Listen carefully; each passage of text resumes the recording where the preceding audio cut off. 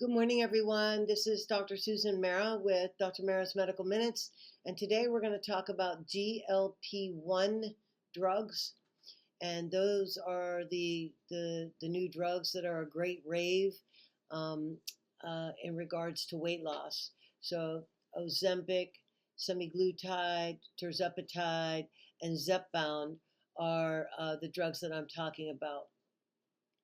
There was just a excerpt on the news yesterday that they did a study in regards to looking at Ozempic or semaglutide with Zepbound or Tirzepatide.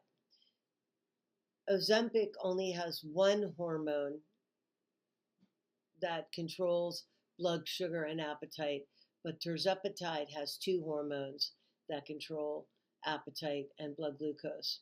And it turns out that Tirzepatide works better. And the average amount of weight loss was 50 pounds for Tirzepatide as opposed to 33 pounds for semaglutide. So why is this relevant to what I do? Well, a lot of times people with tick-borne illness gain weight simply because they're too tired to move and they're deconditioned. In addition to which, many of my patients have mast cell disorders and are overproducing histamine as a result of the presence of either an antigen like a mycotoxin or a chemical, or the presence of a bacterial pathogen, a virus, or a parasite. All of these things in people who are genetically predisposed can increase the activity of mast cells and the production of histamine, so that the overproduction of histamine actually increases inflammation, and it just adds chaos to an existing fire.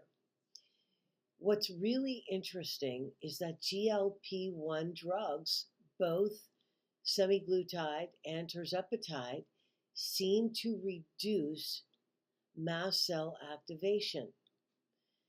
The reason that's really interesting is that mast cell activation is solely related to histamine, and GLP-1 is solely related to glucose regulation.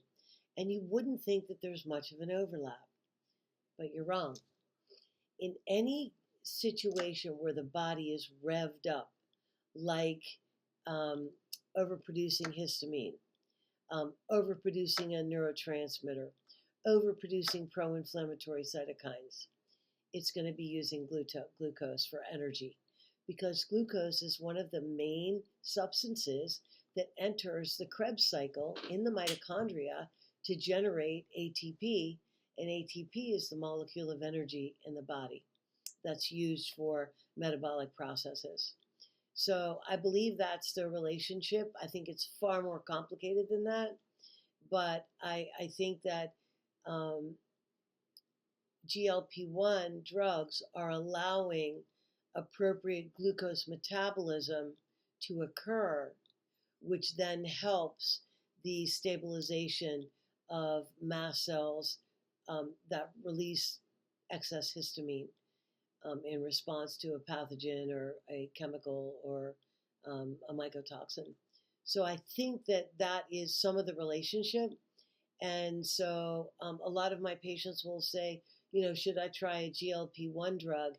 And my response is, you can certainly try that.